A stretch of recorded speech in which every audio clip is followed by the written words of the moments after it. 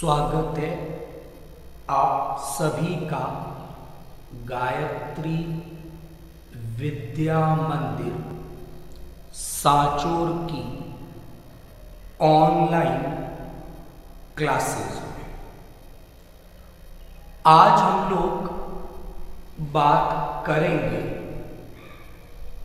देह गुहा के बारे में। अंग्रेजी में देह गुहा के लिए सीलोम शब्द प्रयोग में लिया जाता है और जिस टॉपिक के बारे में आज के लेक्चर में बात करेंगे, ये जंतुओं के वर्गीकरण का चौथा आधार है।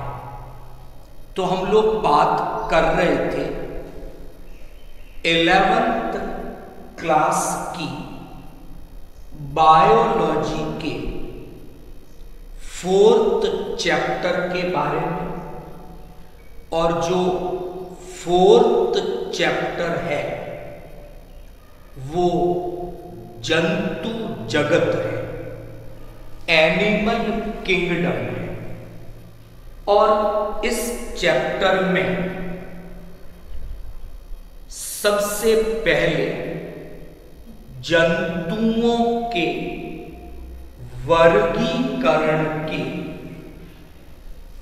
कुछ आधारों के बारे में बात की गई है।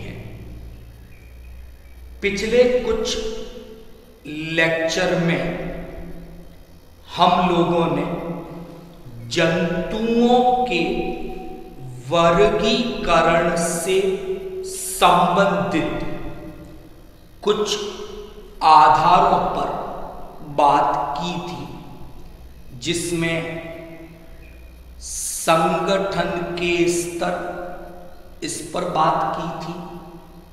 फिर हमने बात की थी जनन स्तरों के बारे में, और फिर हमने बात की थी सममिति के बारे में। तो उसी श्रृंखला में आज हम जंतुओं के वर्गीकरण के चौथे आधार के बारे में बात करेंगे। और जंतुओं के वर्गीकरण का जो ये चौथा आधार है वो है देह गुहा सीलोम। तो बात करते हैं इसके बारे में। तो आज हम एक तो डिस्कस करेंगे कि देह गुहा या जो सीलोम है उसके क्या लक्षण होते हैं, ये किस प्रकार की संरचना है, और फिर हम बात करेंगे कि इस देह गुहा के आधार पर जंतुओं के जो समूह, जो ग्रुप बनाए गए हैं, वो ग्रुप कौन से हैं, और कौन से ग्रुप में कौन कौन से जंतु संघों को सम्मिलित किया गया है। फिर कल हम इस देह गुहा सीलोम का सेकंड पार्ट डिस्कस करेंगे, और सेकंड पार्ट में कुछ डायग्राम चित्र बनाकर ये समझने की कोशिश करेंगे कि एसीलोमेट जो समूह है वहां कैसी व्यवस्था है? जो स्यूडोसीलोमेट समूह है वहां कैसी व्यवस्था है? और जो सीलोमेट समूह है वहां कैसी व्यवस्था है? तो शुरुआत करते हैं सीलोम देह गुहा की इन कुछ प्रॉपर्टीज के बारे में। बहुत ही सरल टॉपिक है। नीट जैसे एग्जाम में इस टॉपिक से हमेशा क्वेश्चंस पूछे जाते हैं। तो बात करते हैं, वन बाय वन डिस्कस करेंगे। नंबर 1, पहली चीज तो आप ये ध्यान रखें कि जो सीलोम है, देह गुहा है, ये एक्चुअल में एक प्रकार की कैविटी है और हिंदी में आप इसे गुहा कहोगे। तो एक चीज तो क्लियर कि सीलोम देह गुहा एक प्रकार की कैविटी है, एक प्रकार की गुहा है। लेकिन ये जो गुहा है ये देह भित्ति और आहार नाल के बीच में उपस्थित है। तो इस पहली प्रॉपर्टी में हमने देह गुहा की स्थिति के बारे में, पोजीशन के बारे में बात की है। तो पोजीशन क्या बताई हमने कि देह गुहा एक ऐसी गुहा है, ऐसी कैविटी है जो देह भित्ति और आहार नाल के बीच में उपस्थित होती है। सेकंड प्रॉपर्टी पे चले। अगर हम देह गुहा की संरचना देखेंगे तो क्या देखते हैं कि जो देह गुहा है, सीलोम है, ये मीजोडर्म से आस्तरित होती है। यानी देह गुहा जो है इस पर एक अस्तर है मीजोडर्म का। दूसरी क्वालिटी नंबर 3। तीसरी जो प्रॉपर्टी है सबसे इंपॉर्टेंट कि जिस देह गुहा की हम लोग बात कर रहे हैं ये एक द्वितीयक गुहा है, सेकेंडरी कैविटी। तो अब बात आती है कि जब ये कैविटी सेकेंडरी कैविटी द्वितीयक प्रकार की गुहा है तो प्राथमिक गुहा कौन सी थी? तो थोड़ा सा इस पे बात करेंगे कि जब भी भ्रूण परिवर्तन की क्रिया होती है तो उसमें ऐसा होता है, सबसे पहले शुक्राणु नर युग्मक है, अंडाणु मादा युग्मक है। तो एक निषेचन की क्रिया होगी, शुक्राणु अंडाणु का संलयन होगा और एक जाइगोट युग्मनज बनता है। फिर उसके बाद हम देखते हैं भ्रूण परिवर्तन में मोरूला, ब्लास्टूला, गैस्ट्रूला ऐसी कुछ भ्रूणीय परिवर्तन की अवस्थाएं आती हैं। नाम याद हो गए होंगे, मोरूला, ब्लास्टूला, गैस्ट्रूला। तो जो ब्लास्टूला है अगर हम उसकी संरचना देखते हैं तो उस ब्लास्ट ब्लास्टूला जो अवस्था है परिवर्तन की, उसमें एक कैविटी गुहा दिखती है, जिसे कोरक गुहा हिंदी में कहा जाता है। अंग्रेजी में उसके लिए ब्लास्टोसील ये शब्द काम में लिया जाता है। तो जो वो कोरक गुहा है, ब्लास्टोसील है, उसको हम प्राथमिक गुहा, प्राइमरी कैविटी के नाम से जानते हैं, क्योंकि वो परिवर्तन के दौरान सबसे पहले निर्मित हुई गुहा है, और उसके बाद में जिस गुहा का, जिस कैविटी का निर्माण होता है वो देह गुहा है। इसलिए ये कैसी गुहा हो गई? ये एक द्वितीयक गुहा का उदाहरण है। अगली बात, अगर हम सीलोम की देह गुहा की संरचना देखें तो हम क्या देखते हैं कि इसमें एक तरल भरा हुआ है, एक लिक्विड भरा हुआ रहता है। देह गुहा में जो ये तरल भरा हुआ है उसे सीलोमिक तरल के नाम से जाना जाता है। तो ये महत्वपूर्ण 4 जानकारियां हमने डिस्कस की सीलोम के बारे में, देह गुहा के बारे में। तो पहली जानकारी पोजीशन, स्थिति से संबंधित है।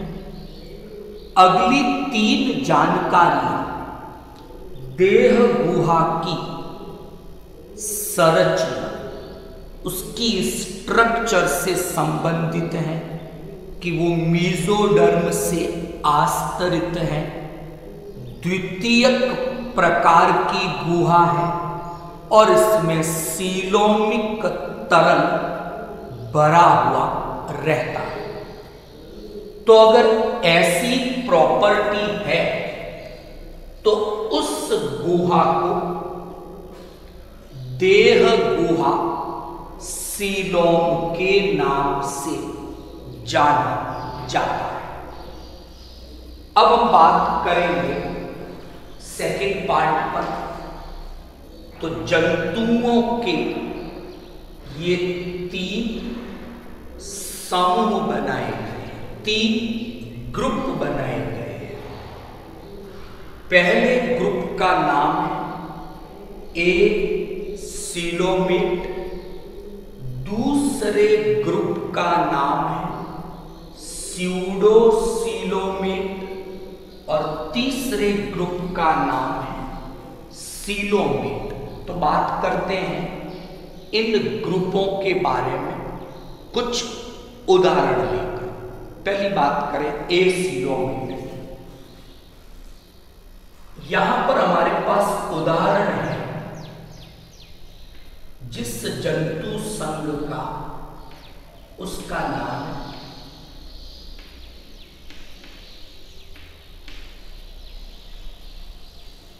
तो जंतुओं का एक संघ है प्लेटी हेलमिंथस, जिन्हें चपटे कृमि के नाम से जाना जाता है।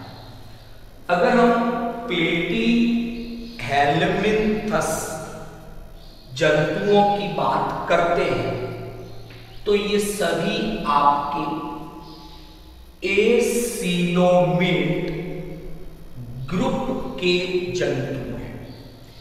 ए सीलोमेट का मतलब यहां पर यह है कि इन जंतुओं में जो देह गुहा है, जो सीलोम है, वो एब्सेंट है, यानी इनमें सीलोम देह गुहा नहीं पाई जाती। तो स्थिति क्या है, हम क्या देखते हैं कि ए सीलोमेट ग्रुप में देह भित्ति और आहार नाल, इनके बीच की जो जगह है, जो स्पेस है, जहां होना क्या चाहिए था, कैविटी, लेकिन इस ग्रुप में जो भी जंतु हैं उनमें हम क्या देखते हैं कि देह भित्ति और आहार नाल के बीच कुछ ऊतक भरे हुए हैं। तो खाली जगह नहीं है, वो जो खाली जगह थी वो पूरी की पूरी भरी हुई है, और यहां पर जो ऊतक भरे हुए हैं ये ऊतक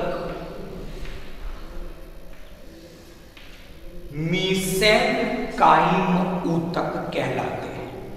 कुछ किताबों में मीसेनकाइम ऊतक के स्थान पर पैरेनकाइम ऊतक शब्द का भी प्रयोग किया गया है। तो दोनों ही नाम ठीक है, मीसेनकाइम कह दे चाहे पैरेनकाइम ऊतक कह दे। तो ये भरे हुए हैं, तो जब ये भरे हुए हैं तो कैविटी नहीं है, इसीलिए इस ग्रुप का नाम ए सीलोमेट, ए पहले लगा मतलब एब्सेंट है, सीलोम देह हुआ अनुपस्थित। तो प्लेटीहेल्मिन्थस जंतुओं में ये जो मीसेनकाइम ऊतक हैं या जो ये पैरेनकाइम ऊतक हैं, ये कुछ काम करते हैं, जैसे ट्रांसपोर्ट परिवहन का काम हो गया, उत्सर्जन में सहायता करना ये काम हो गया, और यहां पर स्टोर संचित रहते हैं कुछ खाद्य पदार्थ। तो ऐसे कुछ काम इन मीसेनकाइम ऊतक के द्वारा किए जाते हैं। अगली कैटेगरी की तरफ बढ़े, दूसरी कैटेगरी है स्यूडोसीलोमेट। स्यूडो का मतलब होता है आभासी, कूट, अंग्रेजी में कहे तो फॉल्स, यानी ये जो सीलोम है, ये जो देह हुआ है कि इसमें कैविटी तो है, यानी आहार नाल और देह भित्ति के बीच, देह भित्ति और आहार नाल के बीच खाली जगह तो है, लेकिन वो खाली जगह मीजोडर्म से आस्तरित नहीं है, ना ही ये द्वितीयक गुहा है, ये प्राथमिक गुहा है, कोरक गुहा जिसकी हमने बात की, और ना ही इसमें सीलोमिक तरल भरा हुआ है। यानी इनमें कैविटी तो है, गुहा तो है, लेकिन वो एक वास्तविक देह हुआ, जैसी हमने प्रॉपर्टी बताई वैसी सीलोम, वैसी गुहा नहीं है, इसलिए इसे आभासी गुहा, कूट गुहा, स्यूडोसीलोम के नाम से जाना जाता है। और ऐसी गुहा हमें जंतुओं का एक संघ है नीमेटोडा, जिन्हें गोल कृमि, राउंड वर्म के नाम से जाना जाता है, उनमें इस प्रकार की देह गुहा, इस प्रकार की एक कैविटी जो वास्तविक नहीं है, आभासी है, कूट है, पाई जाती है। इसलिए नाम क्या दिया, स्यूडोसीलोमेट। एस्केरिस के बारे में अगर आपने सुना है तो वो इसी संघ का एक जंतु है, और इसमें ये स्यूडोसीलोमेट या स्यूडोसीलोम आभासी कूट हुआ पाई जाती है, और ग्रुप का नाम है स्यूडोसीलोमेट। तीसरी हम बात करेंगे सीलोमेट। ये एक्चुअल में वास्तविक देह हुआ है, जिसमें ये सभी लक्षण मौजूद होते हैं। तो ये वास्तविक ट्रू सीलोम है। और नीमेटोडा के बाद हम देखते हैं जंतुओं का एक संघ आता है एनेलिडा। तो एनेलिडा से लेकर कॉर्डेटा यहां तक के सभी जंतु सीलोमेट हैं, क्योंकि इनमें ऐसी एक वास्तविक देह गुहा उपस्थित होती है। तो आज हमने दो इंपॉर्टेंट बातें डिस्कस की। नंबर 1 कि जो सीलोम है, जो देह गुहा है, उसकी क्या प्रॉपर्टीज या उसके क्या लक्षण होने चाहिए, वो बात की। फिर जंतुओं के जो 3 ग्रुप बनाए गए हैं, एसीलोमेट, स्यूडोसीलोमेट और सीलोमेट, इनके ऊपर हम लोगों ने बात की। तो एसीलोमेट का एग्जाम्पल, स्यूडोसीलोमेट का एग्जाम्पल और सीलोमेट के एग्जाम्पल के बारे में बात की। कल हम लोग डायग्राम की हेल्प से एसीलोमेट की स्ट्रक्चर देखेंगे, स्यूडोसीलोमेट की स्ट्रक्चर और सीलोमेट की स्ट्रक्चर देखेंगे, और साथ में ये भी डिस्कस करेंगे कि जिनमें वास्तविक देह हुआ है, ट्रू सीलोम है, यानी जो सीलोमेट जंतु हैं, वो भी फिर 2 प्रकार के होते हैं। तो कल के लेक्चर में ये सब डिस्कस करेंगे। Thank you all of you.